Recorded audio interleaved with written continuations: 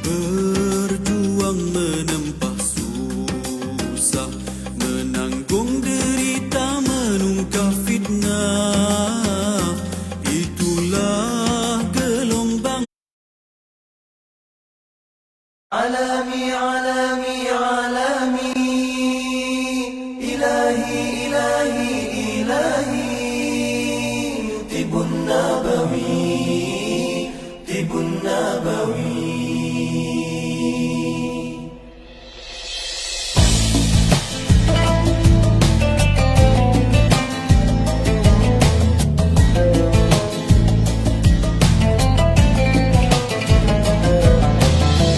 Hadirlah sebuah rasa dari keinsafan dosa. Langit pun terbuka, bintang bertaburan. Indahnya, indahnya tawakal. Ud'uni astajib lakum.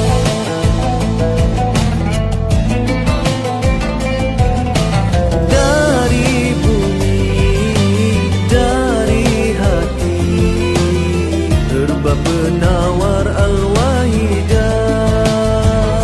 halalan tayyiban.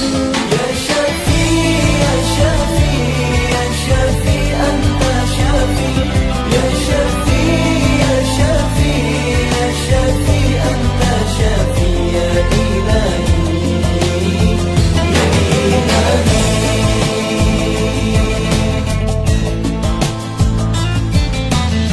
Beratalah doa di langit luas, tunggu harapan hati yang ikhlas. Disinari cahaya Rabbani, syifa'un linnasi. Anta Syafi, ya Ilahi, Anta Syafi, halalan tayyiban.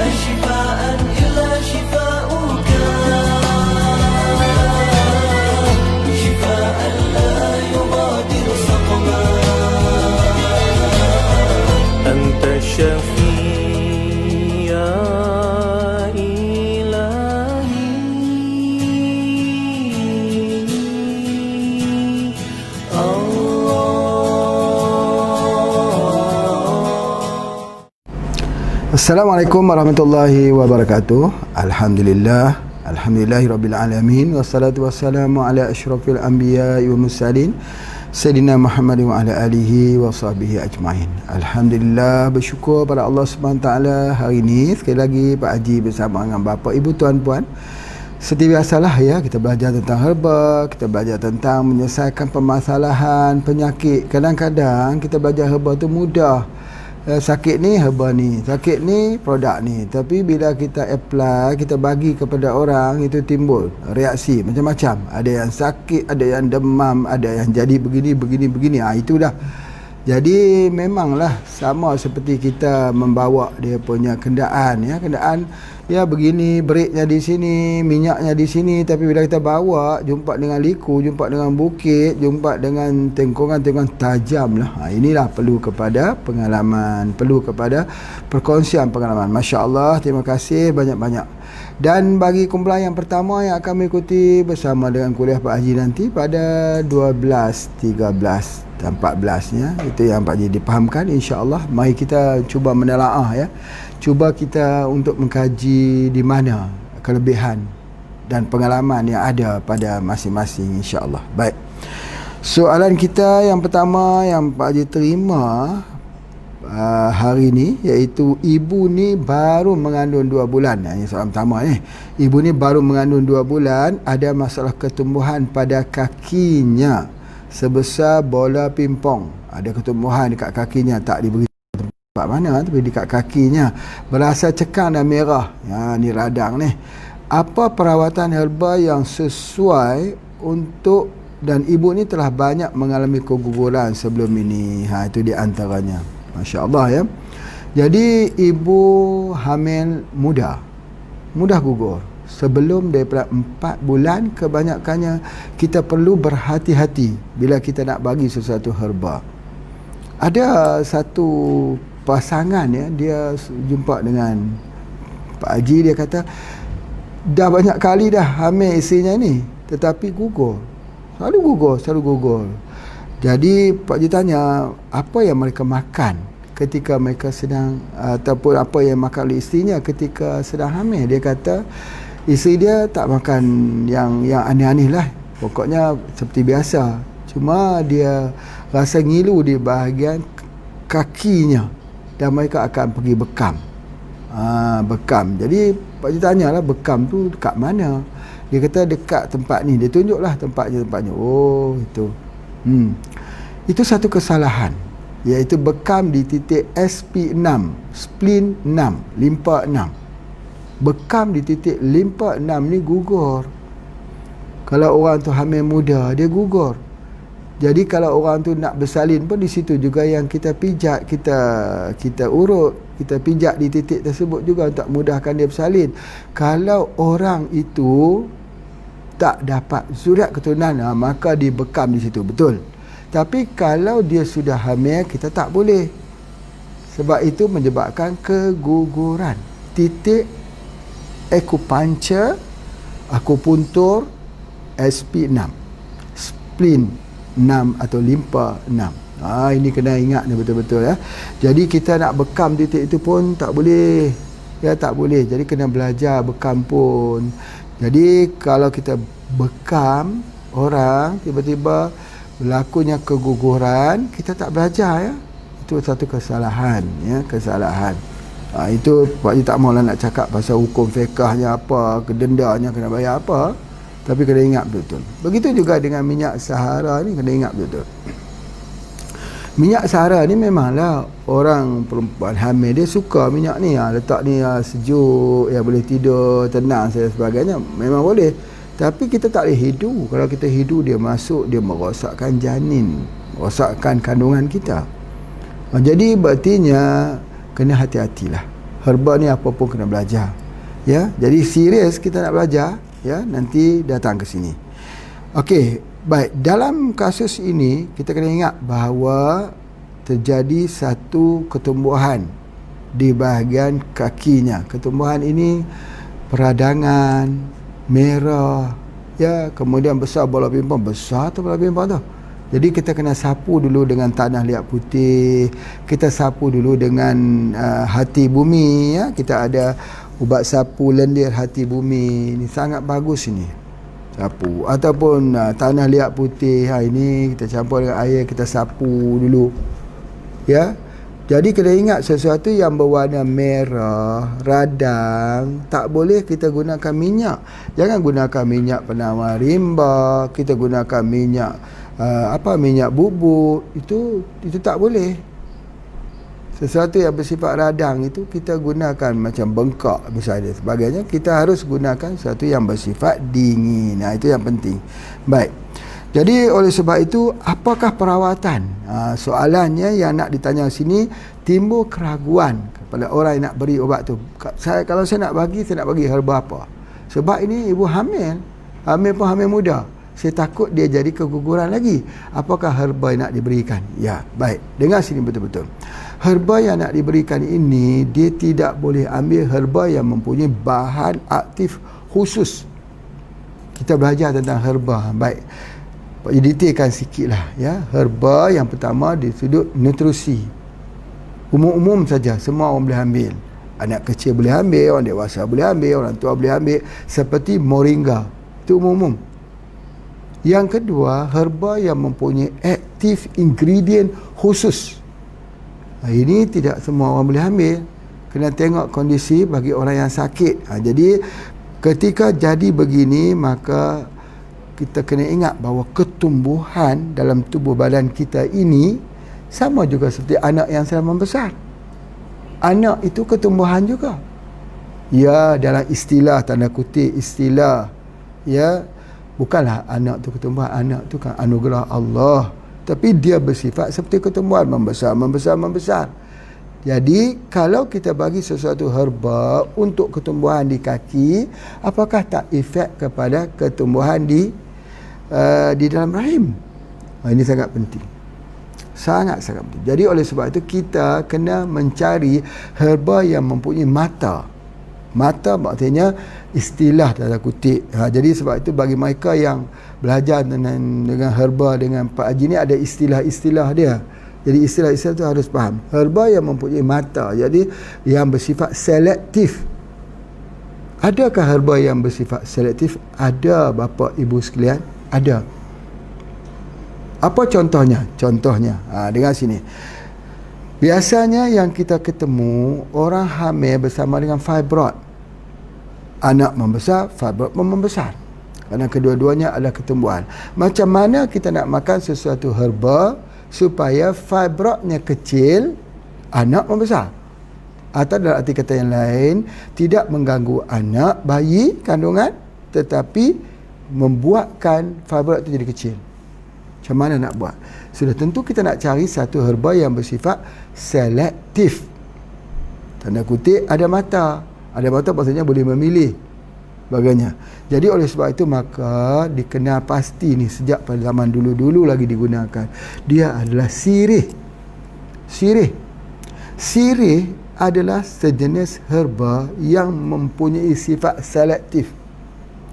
Kenapa sirih mempunyai sifat selektif? Nanti kita bincangkan, jauh perbincangannya, kerana bincang kena guna heart to heart. Ya, dia tak boleh guna di sini. Kalau kita guna di sini, kita gunakan sains moden. Seeing is believing, lihat dan percaya. Kalau tak lihat, jangan percaya. Kita tidak akan dapat menembusi satu alam keajaiban pada hikmah penciptaan Allah. Ya, kalau kita hanya fikir begini, ni dah pisau, Pak Haji kata ambil pisau, kalau kita potong di lengan kita pasti luka. Seeing is believing, pisau tajam pasti luka. Tapi ada orang yang pisau tajamnya tak mampan ini dengan senjata. Kenapa? Di mana duduk logiknya? Logiknya di mana? Cuba berikan satu penjelasan sains yang menyebabkan dia tak luka. Sains sudah menemui satu titik buntu. Maka kita kena belajar dia dengan hati.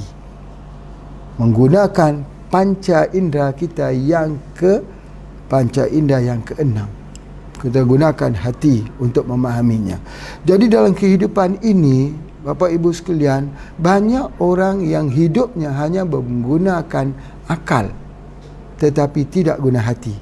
Bila kita guna akal, tak guna hati, bila kita terjemahkan dalam pengobatan tib nabawi, maka di situ dia tidak masuk.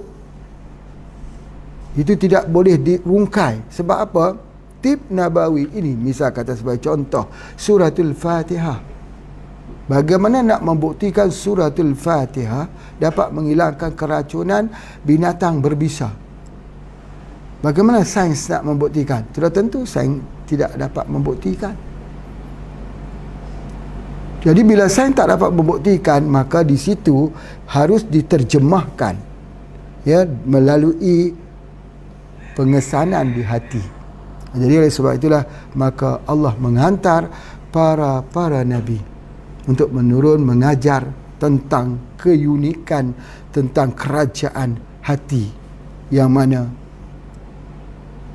itu yang kita kena bincangkan. Jadi apa yang Pak Haji nak sebutkan sini, bahawa sirih tadi mempunyai sifat selektif, mempunyai mata. Jadi kita boleh gunakan kapsul sirih plus. Sirih ini kalaupun dia digunakan di dalam produk-produk Pak Haji ni, sirih plus. Apa makna sirih plus ini? Sirih yang bercampur dengan daun mambu. Sirih plus dengan daun mambu. Dalam satu penelitian, apabila sirih bertemu dengan daun mambu, dia anti peradangan. Memang daun mambu pun anti peradangan, sirih pun mempunyai anti peradangan. Baik, Adapun perbincangan tentang COVID-19 menggunakan daun mambu, yang tu kita tinggal sebentar dulu. Tetapi Pak Haji nak sebutkan bahawa sirih plus, sirih bertemu dengan daun mambu, dia menjadi salah satu obat yang bersifat mata, memandang untuk mengecilkan semua ketumbuhan dalam tubuh badan tanpa mengganggu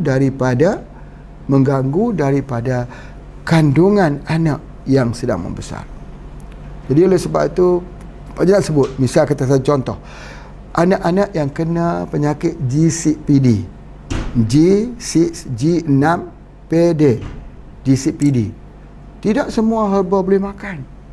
Misal kata sebagai contoh ya, anak-anak yang ada G6PD ni tak boleh makan kacang sepat, kacang yang nipis tu. Kalau makan muntah darah. Tetapi boleh dimakan oleh orang lain. Jadi oleh sebab itulah maka Allah menciptakan dalam tubuh badan kita ini ada dua herba yang sangat sesuai, yang tidak menyebabkan permasalahan keracunan dalam tubuh badan manusia, iaitu sirih dan mambu atau nim atau mimba. Mindi yang daun kecil, mimba yang daun besar. Kalau mimba itu biasanya dibuat juga untuk ubat kanser. Mindi juga digunakan. Betul? Baik. Jadi oleh sebab itu, apakah dia herba yang kita nak gunakan supaya ketumbuhan dia dapat dikecilkan? Pertama, kita gunakan yang berbentuk sapu-sapuan, tanah-tanah ni. Dan yang kedua, kita makan yang mempunyai mata, herba yang mempunyai mata. Kalau orang tanya kepada kita, mata itu mana dia herba? Percampuran di antara pokok nim bersama dengan sirih. Baik. Persoalan yang kita munculkan di sini, bagaimana kalau nim tidak ada sirih saja? Sirih saja pun berkhasiat. Bagaimana caranya? Caranya, sirih selengkapnya. Sirih, pinang, gambir, kapur. Ingat ni, sirih, pinang, gambir, kapur. Diblenderkan. Orang dulu-dulu dia tak blender, dia gigit-gigit. Ini orang gigi orang hari ni dah tak kuat lagi dah. Blender kan, masuk air, blender kan, buat sapu pada ketumbuhan di kaki tersebut. Ya, boleh kita makan, boleh. Pinang kena guna pinang muda. Jangan pinang masak, pinang muda. Dia itu lebih kuat. Buat kita sapu. Itu di antaranya kita gunakan. Jadi kalau kita nak rebus, kita makan sirih pun boleh. Boleh direbus sirih itu dan boleh diminum. Dia juga ada ubat untuk anti ketumbuhan. Sirih. Macam mana pula sirih? Sirih apa? Sirih hijau kah? Sirih Aceh kah? Kalau di tempat Pak Haji ni ada macam-macam sirih. Ada sirih tu dia bagi sirih Aceh. Wah, sirih Aceh. Satu lagi sirih hijau biasa. Satu lagi sirih merah. Satu lagi sirih berbatik-batik. Berbatik-batik. Apa pun yang nama sirih yang Pak Haji guna, sirih yang mana satu? Hijau, berbatik, merah, Aceh? Tidak. Satu pun tak guna sirih itu.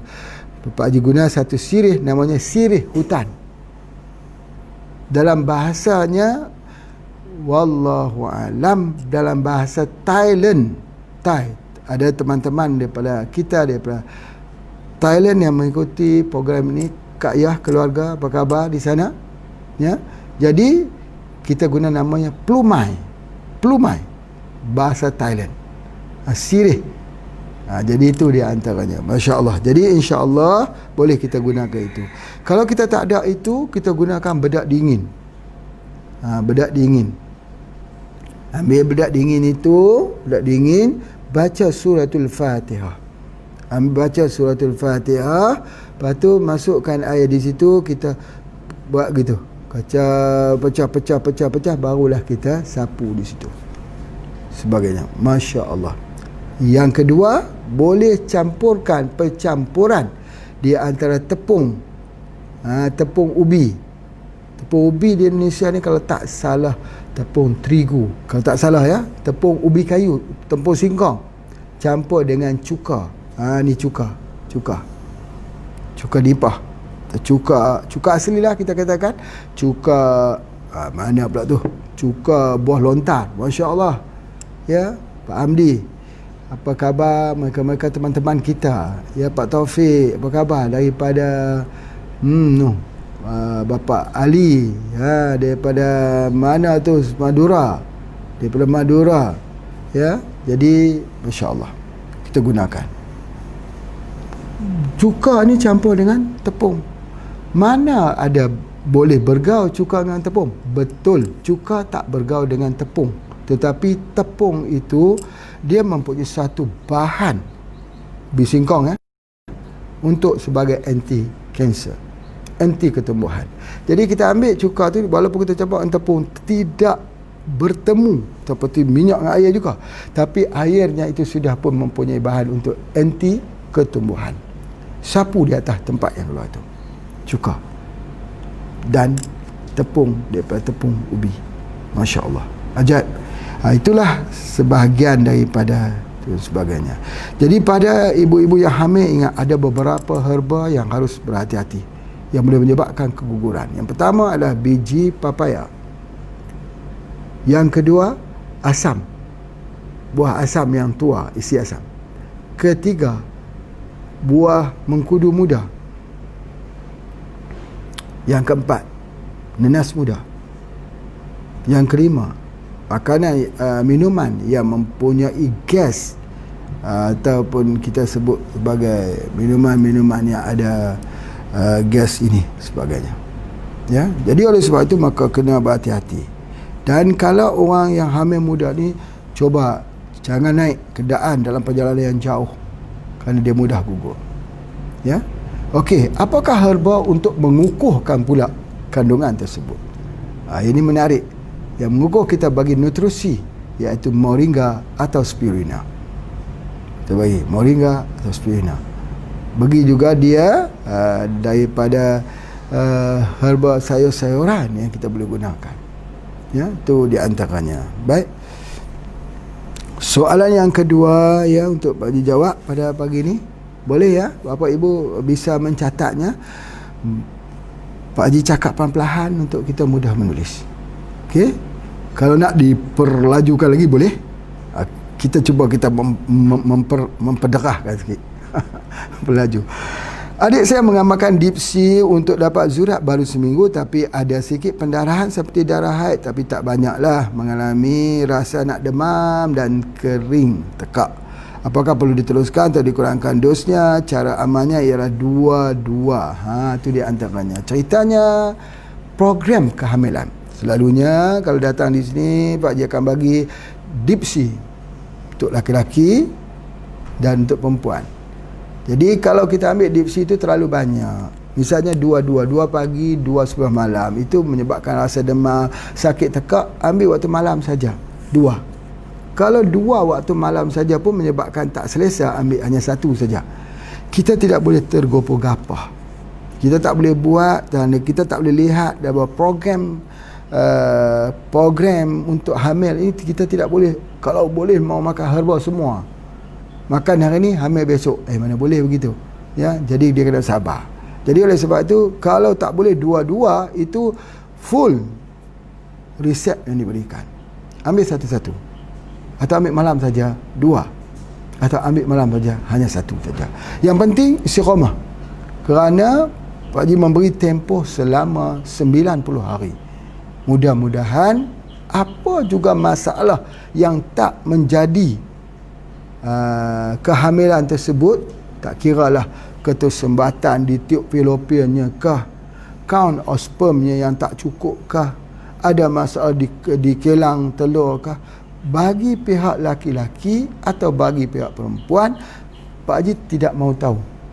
Walaupun kita boleh tahu, ya, kita boleh tahu juga, dan mungkin dengan test juga kita dapat tahu, tetapi dua-dua harus ambil. Laki-laki juga harus ambil dipsi, perempuan juga harus ambil dipsi. Ya. Jangan saling tuduh-menuduh. Ini kerana kamu, ini kerana kamu. Jangan gitu. Jangan.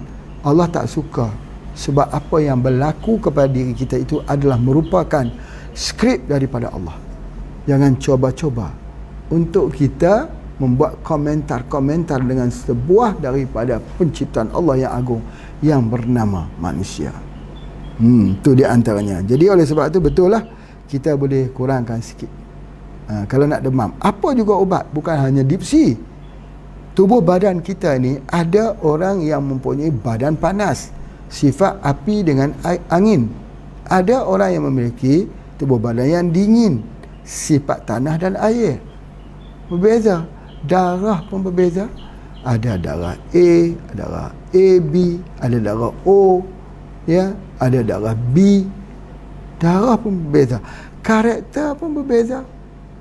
Ada yang sabar, ada yang tak sabar, ada yang berani, ada yang tak berani, ada yang perbincangannya dibuka seluas-luasnya, ada yang tak boleh berbincang.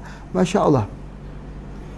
Perbezaan karakter yang ada pada tubuh pada manusia ini akan dilengkapi dengan ilmu yang dia pelajari, menjadikan karakter itu karakter yang positif, yang baik.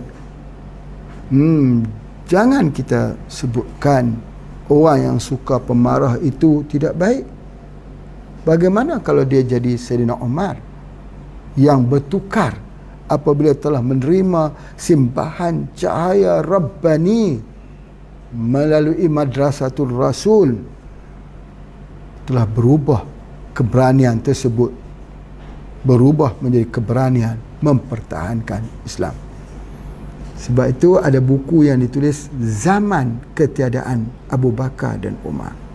Zaman kita, zaman Islam itu dijadikan seperti bahan dagang.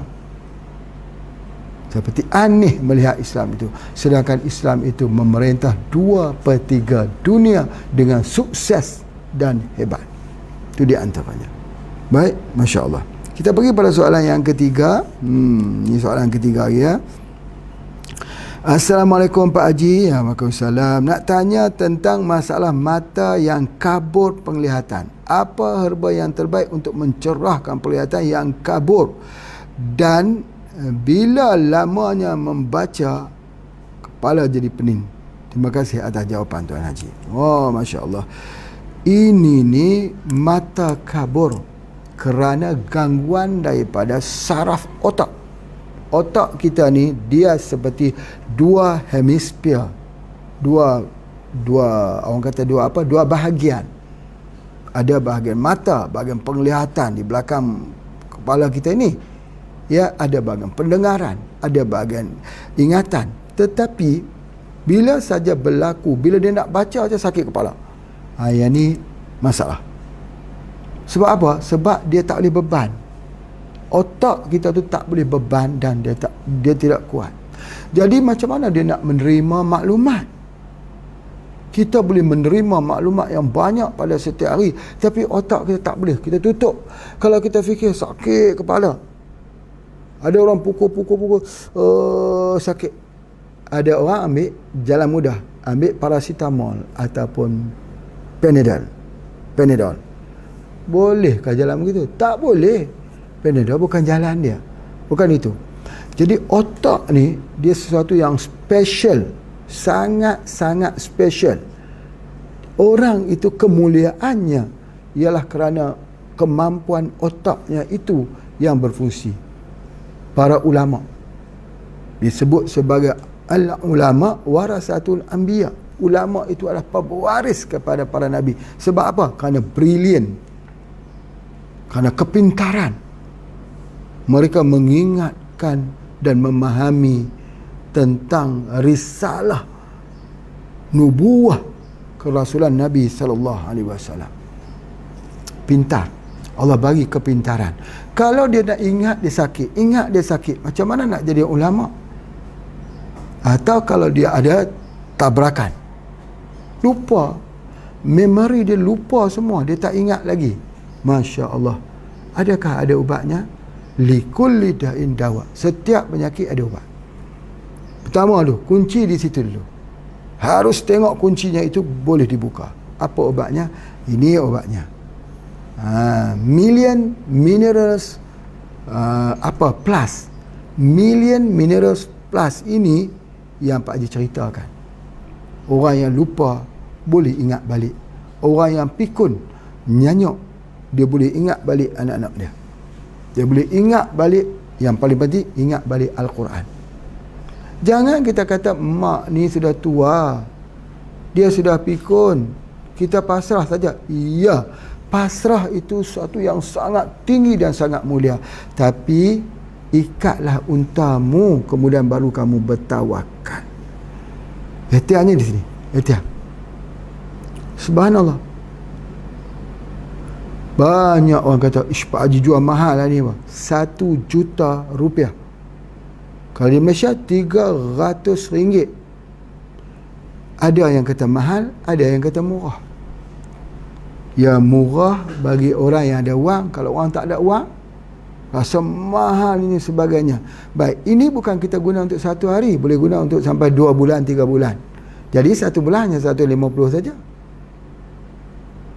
Ni. Jadi ceritanya bahagian otak ni dia tidak ada nilai. Kalaulah boleh diusahakan orang yang sudah lupa boleh membaca, matanya terang, kemudian selepas daripada itu ingatannya juga terang, maka pada ketika itu usahakanlah. Kerana nilai otak bukan 1 juta, bukan RM300. Pak Haji baca satu hikayat. Hikayat ni bukan cerita betul, tetapi bagus. Di zaman Pak Haji muda-muda dulu lah. Sekarang ni dah tua dah. Hikayat namanya Hikayat Siti Zubaidah. Adapun pesanan Siti Zubaidah kepada suaminya, kalau kamu nak berlayar nanti, tolonglah beli kepadaku akal yang harganya 3 sen setengah. Tu isteri dia yang pertama. Isteri yang kedua, belilah kepada aku emas permata. Isteri yang ketiga, belilah kepada aku perhiasan-perhiasan daripada tempat engkau berlayar. Tapi isteri yang pintar dia kata, belilah akal. Akal. Maka dia pun berjalan, setelah berniaga membawa pulangan barang yang cukup banyak. Ini hikayat, bukan betul cerita dia, tapi nak buat sebagai satu cerita. Berjalan, dia pulang. Ketika pulang itu, maka dia terlupa untuk membeli. Yang lain semua dah beli, terlupa beli akal. Akhirnya dia pulang semula, pergi cari jumpa satu orang tua. Apa kata orang tua tu? Aku ingin menjual akal kepadamu dengan harga 3 sen setengah saja. Dia sanggup beli kerana ini adalah pesanan isterinya. Dia kata, wahai anakku. Ni menarik ni. Wahai anakku, kalau mahu kenal siapa yang mengasihimu, lihatlah di waktu susahmu, bukan di waktu engkau sedang berada dalam kesenangan. Pak Haji bukan nak cerita pasal hikayat ni. Pak Haji nak cerita, itulah pesanan Saidina Ali. Itulah ucapan Saidina Ali kamarallahu wajhah ketika ditanya orang, wahai Saidina Ali, wahai Amirul Mukminin, kau mempunyai pengikut yang ramai, yang setia yang ramai. Kata Saidina Ali, kesetiaan itu hanya dapat kita lihat bila aku tidak mempunyai kekuasaan sebagai Amirul Mukminin lagi. Itu dia. Sama hikayat Siti Zubaidah. Baik, masa tengah jam sudah pun berlalu. Okey, kita berhenti sebentar. Terima kasih, insya-Allah.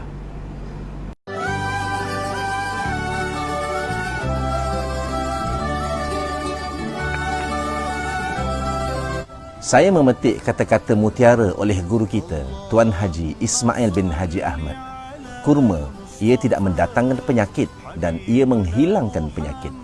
Inilah kurma Phoenis dactylifera. Pastinya buah yang disebut di dalam Al-Quran ini mempunyai keistimewaan tersendiri. Membekalkan tenaga segera, baik untuk otot jantung, mengandungi vitamin C yang tinggi, merawat sembelit, merawat masalah cacing, menguatkan rahim, bersifat antioksidan.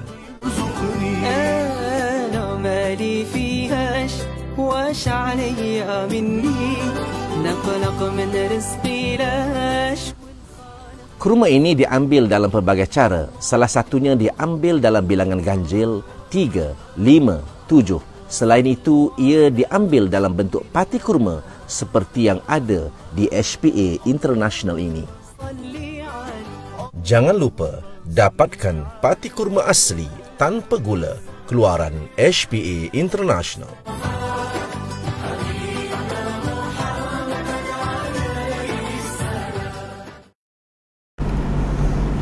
Alhamdulillah, kita teruskan lagi kuliah kita dan bagi merumuskan jawapan bagi soalan yang ketiga tadi, iaitu kita gunakan ini yang Pak Haji sebutkan dia sebagai Million Minerals Plus MMP satu, dan juga boleh menggunakan juga daripada view spray untuk mata. View spray ni untuk mata cataracts, mata kelabu, rabun. Jadi kita sudah tak perlu ambil dalam bentuk kapsul lagi, cukup spray saja di bawah lidah, iaitu satu hari 5 kali mengikut waktu solat. Itu saja, cara dia cukup mudah lah. Dan insya-Allah bila ambil begini, dia sudah tidak mempunyai rasa pening lagi ketika dia membaca, insya-Allah. Banyak membantu juga untuk anak-anak. Sikit saja kita gunakan ini. Tak perlu guna banyak, perlu gunakan sudu ataupun sudu yang guna untuk orang test madu lebah, sedikit je, yang kecil tu, hujung lidi saja guna. Masuklah air yang agak sikit hangat, kacau, aduk, minum. Waktu malam dengan waktu pagi, insya-Allah tidak sampai dalam masa 1 minggu dah menunjukkan kesan positif, ya, yang itu daripada pengalaman, testimoni yang telah Pak cuba. Alhamdulillah, syukur. Baik, kita pergi pada soalan yang keempat. Ni soalan yang dihantar pada Pak Haji. Assalamualaikum Pak Haji. Waalaikumsalam. Saya berumur 58 tahun. Ingin bertanya tentang kedudukan darah tinggi. Sudah ambil herba gamak emas, vita kopi gamak emas, teh botani, kapsul albumin serta minyak zaitun. Saya amalkan seminggu 3 kali sehari, tapi darah tak turun juga. Degupan jantung kuat. Bila nak test darah tinggi, apa perlu saya ambil lagi? Lagi satu, lutut dan tumit kaki bertambah sakit, bengkak berisi air pada lutut. Apa saranan Pak Haji? Terima kasih. Masya Allah, Masya Allah. Banyaknya ubat dimakan, belum tentu lagi kesembuhan akan berlaku kalau tak betul. Tapi semua ubat ni betul kah? Betul, tapi tak betul susunannya. Ya, harus ada tertib dia. Macam kita ambil uduk, kena ada tertibnya, ya. Apa dia misalnya? Baik, yang pertamanya kita nak bicara tu tentang darah tinggi. Darah tinggi, apa makna darah tinggi? Makna darah tinggi ni bacaannya tinggi. Itu kebiasaan, orang faham macam tu. Tapi itu adalah pembacaan biasa. Bacaannya tinggi 200 ke. Lepas tu 200 yang atasnya, ya. Sistoliknya, distoliknya. Jadi bergantung kepada itu yang disebut sebagai darah tinggi. Tapi tak tepat. Kalau dalam pengobatan herba, darah tinggi itu ialah darah yang berada di puncak kepala, di sini. Bila kita kata darah tinggi, yang paling tinggi tubuh badan kita di mana? Bukan kat tangan, tapi di puncak kepala. Itu darah tinggi. Maka Nabi SAW menyebut, bila mata kita ni nampak merah-merah, keluar urat-urat merah ni dekat mata putih itu, Nabi SAW menyebut, bekamlah kamu, suruh bekam, sebab dia boleh menyebabkan kematian, kata Rasulullah. Ini hadis. Jadi kita kena bekam di mana? Bekam di atas ni. Jadi pengikat darah dia tak turun tu sebab dia ikat di sini. Kalau sini kita tak betulkan, darah dia tak mau turun. Makanlah apa pun, gamat kah, makan vitek ke, ambil kopi gamat lagi, ditambah lagi minyak zaitun sehari 3 kali, dia tak akan turun sebab di atas itu kita tidak buka. Dalam tubuh badan kita ada pintu dia. Cuba lihat. Ini pintu satu. Pintu yang pertama. Pintu yang kedua. Macam mana kita nak orang yang ada darah tinggi ni sifat dia panas. Jadi kalau panas kita nak sejukkan. Kalau sejuk kita nak panaskan. Jadi dia panas ini kuat. Jadi maksudnya kita kena sejukkan di ubun-ubun kepala ni. Bila dia lekat di sini, darah mula membeku di sini, dia bleeding, pendarahan. Sakit dekat sini, dia mula sakit kat tengkok sini. Sakit dekat sini.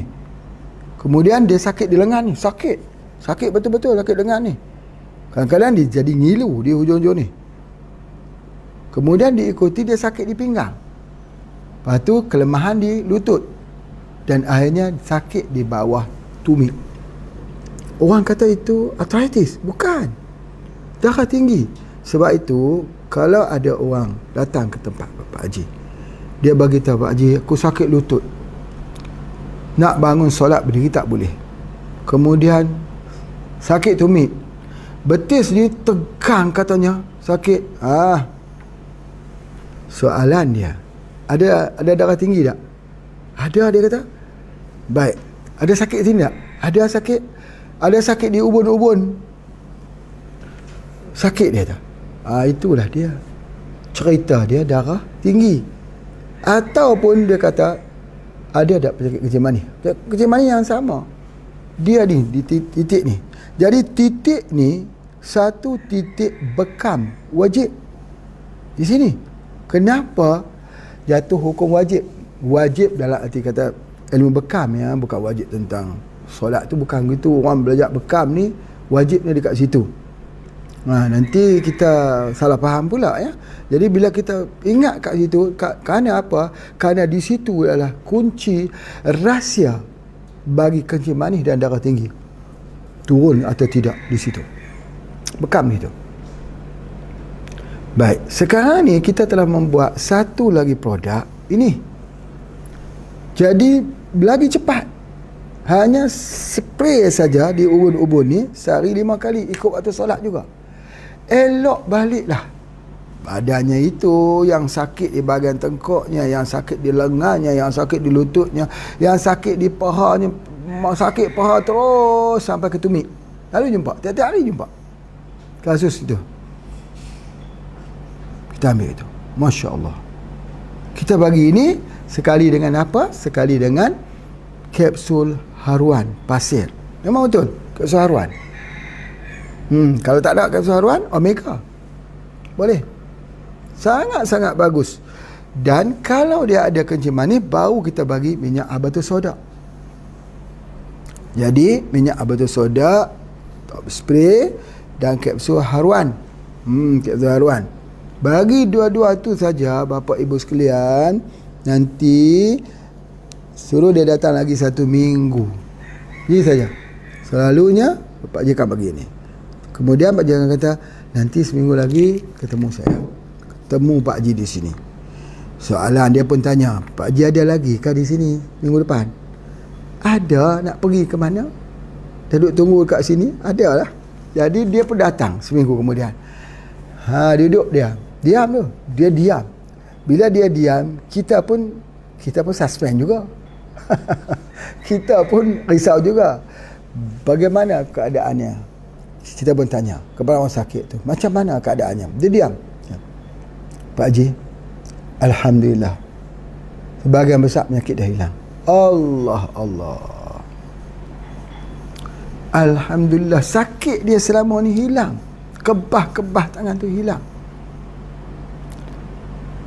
Tetapi pula, bila dia kata tetapi, kita duk tunggu apa dia nak kata tetapi pula. Dia kata ubat dah habis dah. Ubat dah habis, kena beli ya.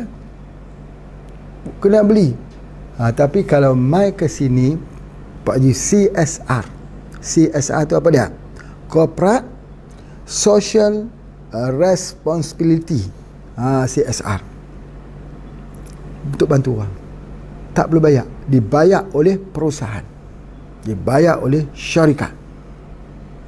Tapi bila dah sembuh besok, bismillah, belilah di mana-mana, stoker-stoker kita ada sana, tak perlu datang ke sini. Ambil 2 herba ni, minum sampai 2-3 bulan. Dia kata, ni nak kena minum sampai 2-3 bulan kah? Ya, dulu makan ubat kimia dah 10 tahun dah. Ni baru 3 bulan. 10 tahun juga ini. Itu. Dia pun setuju. Setuju sebab apa? Dia gembira. Alhamdulillah. Masya Allah. Berapa harga ni Pak Haji? Free. Saya nak bagi, nak infak. Infak tu ada ada tabungan kita untuk buat tahfiz sains Al-Quran. Nak kaji Al-Quran berdasarkan tip Nabawi. Buat dekat situ. Dia pergi letak RM500. Letak RM500. Sebab apa? Dia rasa bahagia. Dia rasa gembira. Dan insya-Allah sebab itu kita kena mempercepatkan pengkajian tentang sains perubatan Al-Quran. Cepat mengkaji tentang Al-Quran, tentang herba yang kita gunakan itu. Itu dia antaranya, insya-Allah. Baik, oleh sebab itu maka darah tinggi ubatnya itu saja. Jadi kalau kita nak tambah-tambah yang lain boleh. Kalau dulu kita selalu bagi apa? Vitax, Pelawas, Tujuh Angin, dah cukup. Tambah pun omega 3 tambahkan. Tapi sekarang kita lebih advance, lebih cepat. Itu dia antaranya. Baik, kita pergi pada soalan yang kelima. Jerawat di wajah. Sudah melakukan colon cleansing selama 2 bulan menggunakan masker Moringa Plus minyak zaitun. Akan tetapi qadarullah belum kunjung pulih. Herba apakah yang sesuai? Apakah ada pantangan makannya? Usia 14 tahun, jenis kelamin pria. Ni banyak masalah jerawat kat muka. Jerawat dengan muka ni dia kena gunakan dia punya HGH. Tetapi yang terbaik bukan HGH, tetapi ialah embun pagi. Spray dengan embun pagi tu, insya-Allah bersihlah muka tersebut. Spray juga di dalam mulut sehari 5 kali. Ikut waktu solat. Bawah lidah. Dan masa yang kedua kita gunakan itu. Dan yang ketiga, ubat sapu lendir hati bumi untuk bagi masalah jerawat. Memang betul jerawat ini kalau kita belajar dia, kita kena ada sesuatu yang bersifat pelawas. Ni sembelit.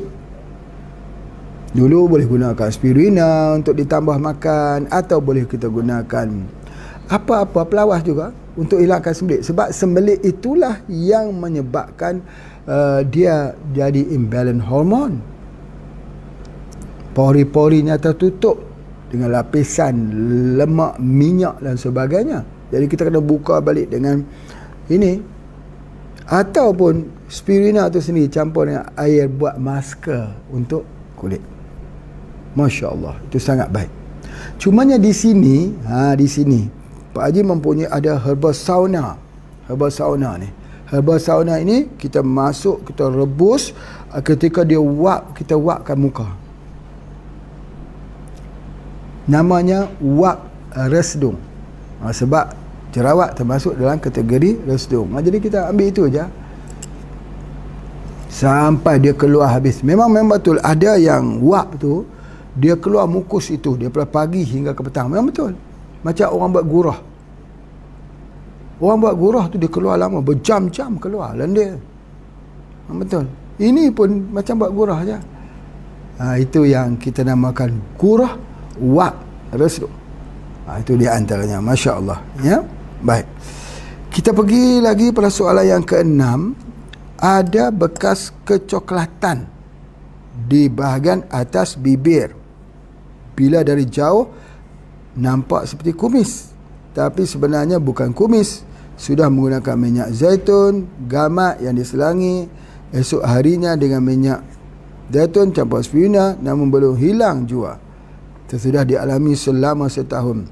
Pertanyaannya, apakah penyebabnya? Apa herba yang sesuai? Usia 35 tahun, kelaminnya wanita. Masya Allah. Kulit. Kulit ini dia kata ada warna coklat di kulit. Apa pun.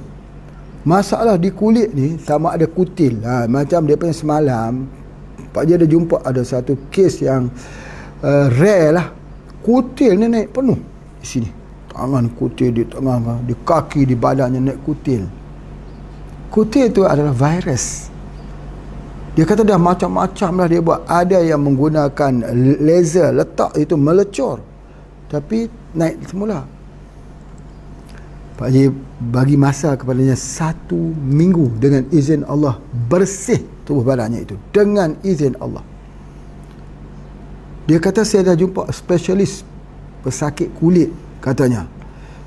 Tak, dia jumpa spesialis pesakit kulit. Itu dia punya harapan dia. Tapi kita bukan spesialis. Kita jumpa spesialis herba. Special herba. Bukan spesialis herba. Bukanlah nak sebut tentang Pak Haji. Bukan. Nak cerita special herba. Bukan spesialis. Special herba. Kalau ambil, sembuh dengan izin Allah. SJ2 ayah. SJ2. Jadi untuk jenis kulit ini, kita ambil dengan SJ2. Pernah yang Pak Haji jumpa dulu, ada orang yang jadi ini hitam di muka ni, timbul. Mengerikan juga. Dia pun malu lah pergi jumpa orang. Macam-macam dia jumpa spesialis. Tapi akhirnya special herba juga. Makan special herba, elok bersih balik. Subhanallah. Ni, Pak Haji, kalau nak bagi muka Pak Haji ni jadi putih, bersih, cantik ni, muda nampaknya, hilang garis-garis tua ni, ambil lah SJ2. Tapi ialah tak payahlah kita ambil. Orang yang nak jaga kecantikan tu ambil SJ2. Muka cantik. Ubat makan yang mencantikkan kulit wajah kita dan sebagainya. Katanya, orang ni sanggup menghabiskan wang yang begitu banyak kerana nak cantikkan kulit wajah. Pak Haji ada ni satu special herb. Kalau ambil dia, kulit muka jadi cantik. Termasuk jerawat, termasuk tompok hitam, termasuk apa juga masalah di kulit, di seluruh tubuh badannya juga begitu. Kalau kutil, tak mau hilang kutil tu, cubalah tengok. Pergi jumpa spesialis. Bagi tahu kepada spesialis, saya nak buang kutil. Ada di mana kutil? Di tapak tangan ni, atas ni penuh badan. Dia pun tak punya keyakinan. Sebab nak hilang kutil macam mana? Operate, naik balik. Operasi, tumbuh balik. Tapi kalau jumpa special herba, makan saja berguguran kutil tersebut. Tidak percaya? InsyaAllah Pak Haji dah ambil gambar sebelum dan nanti selepas Pak Haji akan tunjuk. InsyaAllah. Dengan izin Allah. Dan ada pun video kita yang dah sedia ada. Nanti Pak Haji minta supaya akhir program ini jangan cepat-cepat habis. Jangan dah habis itu kita pula left cepat-cepat, kita left pula, kita keluar cepat-cepat. Jangan lagi. Nanti tengok dia punya testimoni di situ. Ya, insya-Allah. Wallahu alam. Kemudian seterusnya soalan yang ketujuh, ya, kita ada sikit masa lagi, lebih kurang 20 minit lagi. Ya, insya-Allah. Mata kanan terkena racun ketika menyemprot ke daun pokok yang terletak tinggi di atas kepala. Jadi terkena percikan racun yang menyebabkan mata perih dan kabur. Lama kelamaan mata jadi tak bisa melihat dan jadi memutih. Allahu Akbar. Masya Allah. Sudah dicoba dengan wave dan anti-rat tapi belum kunjung sembuh. Apakah yang harus dilakukan dan herba apakah yang sesuai? Usia 45 tahun, kelaminnya pria. Masya Allah. Inilah dia akibatnya. Kita guna racun kimia. Racun kimia ni bukan mata saja tak lihat, orang pun mati. Ni kepada teman-teman Pak Haji yang duduk satu negeri dengan Pak Haji, iaitu di Perlis. Dengar di kat sini betul-betul. Apabila musim harum manis telah selesai, orang buat pruning, iaitu dipotong-potong. Dah hanya itu, lalu disemprot atau dispray dengan racun kimia. Spray racun kimia tu kena pakai pakaian seperti naik ke bulan. Neil Armstrong pakai pakaian tu lah, naik ke bulan. Kita bukan pakai pakaian Neil Armstrong tu naik ke bulan. Kita pakai untuk spray. Spray apa? Spray racun. Racun tu bahaya. Kita tak boleh sembunyikan fakta berapa banyak anak muda yang masuk hospital dan ada yang mati. Kita tak boleh menyembunyikan fakta. Jadi bila kita spray begitu, jadi begitu. Jadi sebab itu bila Pak Haji memperkenalkan POC ni bukan hanya takat spray. Kita tak perlu pakai apa-apa. Kalau kita hidu dia, kita jadi lagi sihat. Ya, itu kita spray dia. Tapi kalau racun kena pakai ni. Kalau tak pakai kena mata. Ini kasus dia. Kes dia kena mata. Mata hanya kelabu, memutih dan akhirnya tak melihat kembali. Bagaimana? Dia dah cuba wave, dah cuba antirat tapi tak kunjung sembuh. Bagaimana cara dia untuk nak repair balik mata, retina, kornea yang ada tu? Sebelum itu Pak Haji teringat pada hadis Nabi SAW, ya, apa-apa pun yang kita lakukan ini, itu adalah merupakan suratan takdir Allah bagi kita. Siapa yang kata Nabi Allah Ta'ala jadikan matanya buta, dia tak melihat, dan dia bersabar, maka tempatnya di syurga.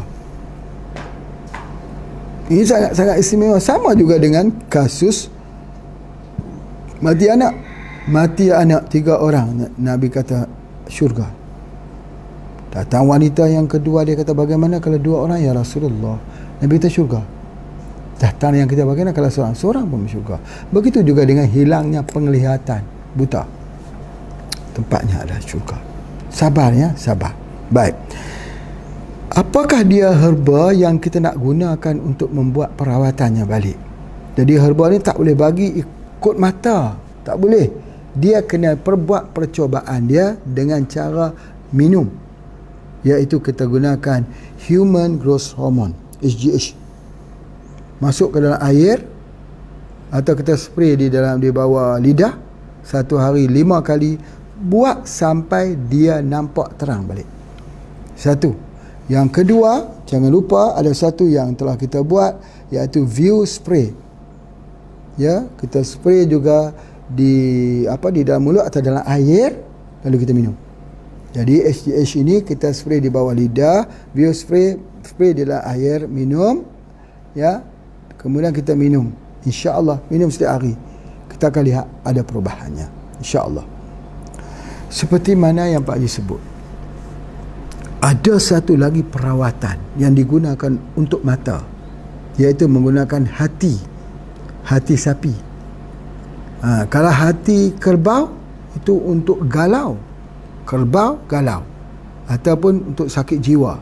Orang sakit jiwa cakap sorang-sorang, kemudian pula menggigau waktu malam, kemudian ketakutan, sekejap dia asal macam halusinasi. Ini kena ambil hati kerbau. Tetapi kalau orang itu mempunyai permasalahan mata, dia ambil hati sapi. Macam mana ni? Ambil hati untuk pengubatan mata. Daripada hati naik ke mata, pada mata turun ke hati. Ambil dia, dibakar, lepas tu dipotong-potong-potong, makan dengan nasi tanpa ada santan, tanpa ada minyak, tanpa ada kuah, nasi putih je. Makan itu, buat selalu sampai Allah Ta'ala bagikan kesembuhan. Begitu juga dengan orang yang ada masalah liver. Masya Allah, ya, Pak Haji mendoakan teman-teman kita yang ada ujian terhadap liver, kembung. Ya, apa yang kita nak kena makan? Hati. Hati apa? Hati sapi. Makan dengan nasi putih. Nasi putih maksudnya tidak ada apa-apa lah, tidak ada lauk-lauk yang diambil. Hanya itu saja, dengan izin Allah. Jadi kalau kita belajar dalam sijil herbalis, ada buku teks kita, dia akan tulis dekat situ, minyak daripada hati. Minyak hati itu dijadikan sebagai ubat. Masya Allah, ini sangat hebat. Okey, soalan yang seterusnya, soalan yang terakhir, yang ke-8. Apakah perbezaan menggunakan emas putih, emas kuning berpengaruh pada kulit? Kerana yang dialami bila memakai perhiasan emas putih, kulit menjadi gatal. Bila emas kuning, dia tak gatal. Adakah ada kaitan dengan masalah kulit, Tuan Haji? Umur 35 tahun, kelaminnya wanita. Hak mana yang pakai gatal itu, bagi dekat Pak Haji. Jangan dibuang, itu membazir nanti. Bagi saja sama Pak Haji. Hak yang kata tak gatal tu pakailah. Okey, masalahnya emas ini, dengar betul-betul ni. Emas ini dia mempengaruhi hormon. Sebab apa emas tak boleh pakai kepada lelaki? Kalau orang lelaki pakai emas, dia nak jadi cenderung membentuk hormon perempuan. Sebab tu dilarang kita pakai gelang emas kah, rantai emas kah. Dia nak jadi seperti mana perempuan. Itu ada di antaranya. Dan ada yang bila kerana suka-suka duk pakai tu, lama-lama dia pergi tukar jantina dia daripada lelaki kepada perempuan. Pasal apa? Mula-mula dulu dia suka pakai mah. Mah mak dia lah, cincin mah mak dia sebagainya. Lama-lama dia membentuk hormon perempuan.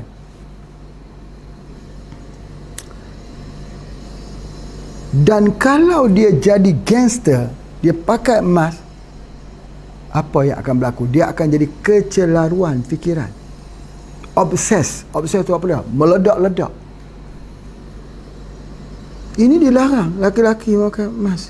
Kita bukan nak contoh lelaki yang meledak-ledak. Kita nak lelaki yang mempunyai sifatnya Rasulullah sallallahu alaihi wasallam. Rasulullah itu sangat halus orangnya, sangat sopan orangnya, pemaaf orangnya.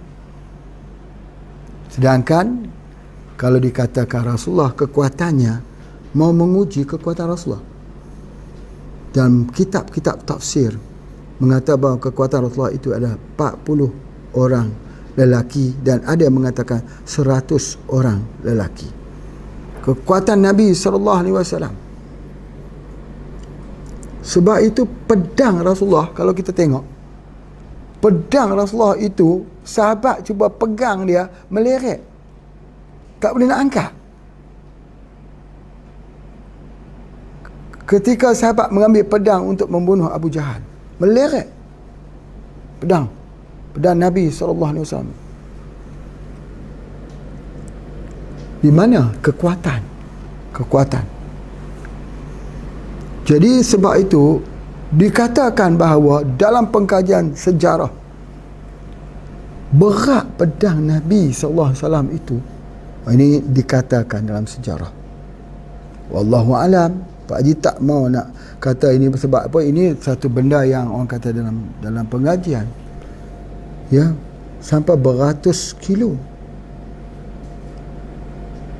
Ada angka dia, tapi Pak Haji tak berani nak sebut kat sini, nanti bapa ibu tak percaya. Ratusan kilo. Kalau Rasulullah tu tak kuat, macam mana nak angkat pedang ratus kilo? Pedang ni dia pecah. Riwayat mengatakan ketika Rasulullah berperang tu, orang ditetap oleh musuh, ditahan oleh Rasulullah tu, dia pecah di tengah. Itu satu riwayat.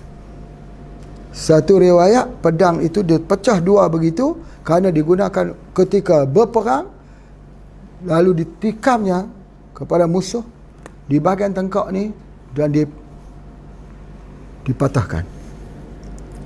Jangan tengok Rasulullah SAW itu perlahan begitu sebagainya. Dalam kitab Ar-Rasul pun menceritakan begitu. Fizik Rasulullah itu kuat, tak mampu ditandingi. Rasulullah pernah bertemu dengan, pernah bergusti, bergulat dengan orang yang paling kuat, tak mampu. Rasulullah hanya pegang tangannya, Rasulullah genggam, dia tak mampu untuk membuka genggaman pegangan Rasulullah. Itulah Rasul kita, ya. Tetapi sangat-sangat menghormati orang, sangat-sangat merendah diri. Aku ni hanyalah anak yatim sahaja, padahal itu Habibullah.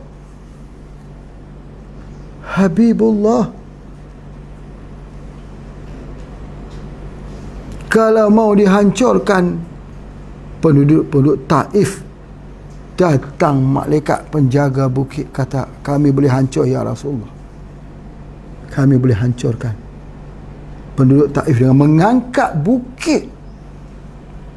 Nabi tak mau. Nabi berdoa, mudah-mudahan anak cucunya besok beriman. Itulah Rasulullah.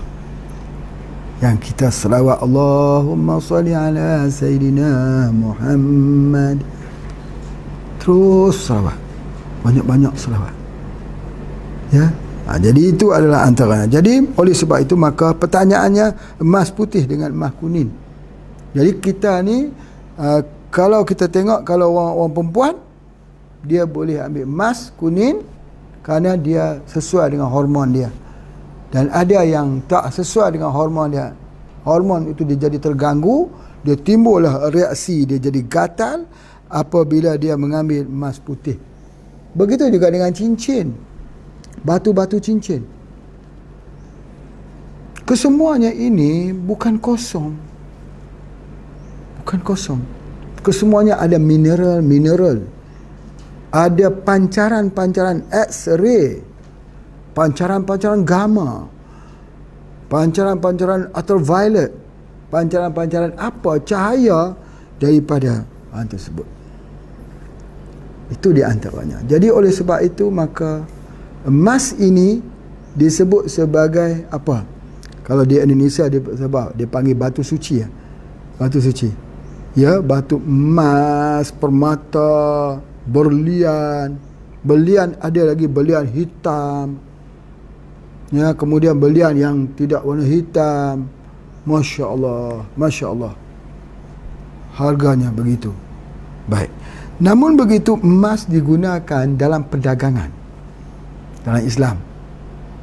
Jadi menjual dan menilaikan sesuatu barang dengan dirham dan dinar emas. Dinar emas. Dan kita berdoa mudah-mudahan di suatu masa nanti Allah SWT mengeluarkan emas-emas yang penuh kekayaan emas ini ada di bumi Indonesia. Tak habis menggunakannya. Tak habis menggunakannya. Begitu juga di Malaysia. Begitu banyak emas nikel yang begitu banyak yang diadakan. Dan akhirnya kerana banyaknya khazanah dalam bumi ini, maka dia jadi tempat perebutan. Bapa ibu dari Indonesia, pertahankan Indonesia. Jangan sampai diambil orang. Kekayaan ini untuk Islam. Terima kasih. Kita ketemu lagi pada esok hari bersama kuliah Pak Haji. Assalamualaikum warahmatullahi wabarakatuh. कल कॉल में वो ये बता आप किसी के थ्रू कभी मलेशिया गए हो टूर ऑपरेटर में? मैं कहता हूँ मुझे लगता हूँ मैं मलेशिया, सिंगापुर, हांगकॉन्ग जाना। कहते नहीं वो इस्लाम कबूल करने से पहले कभी गए हो? मैं तो क्यों कहता मैं जा रहा है।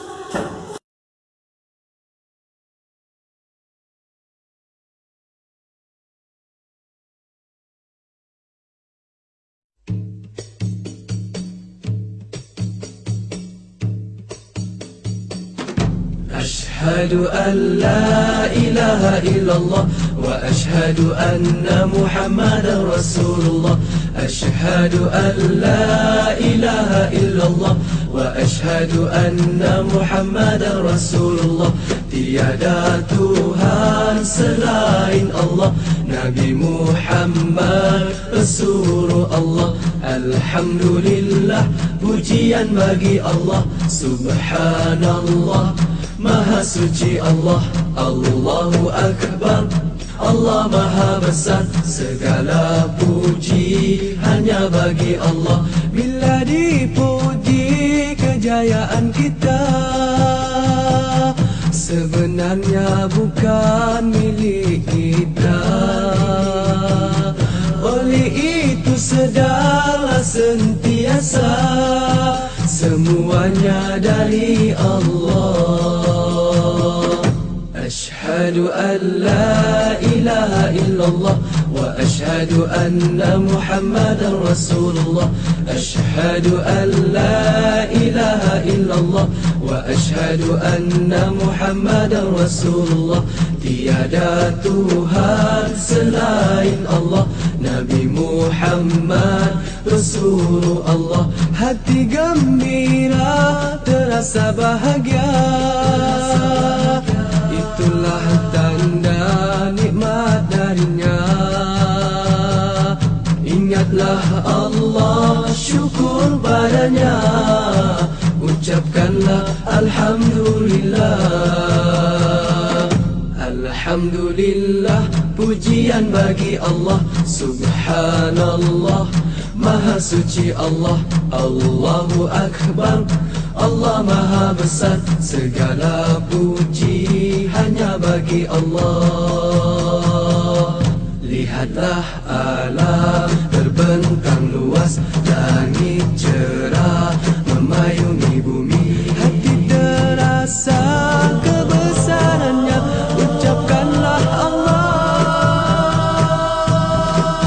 Akbar.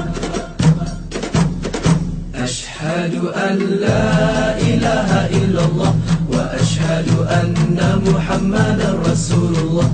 Ashhadu an la ilaha illallah wa ashhadu anna Muhammadan Rasulullah.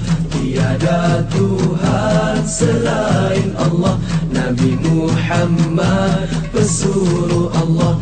Alhamdulillah, pujian bagi Allah. Subhanallah, Maha suci Allah.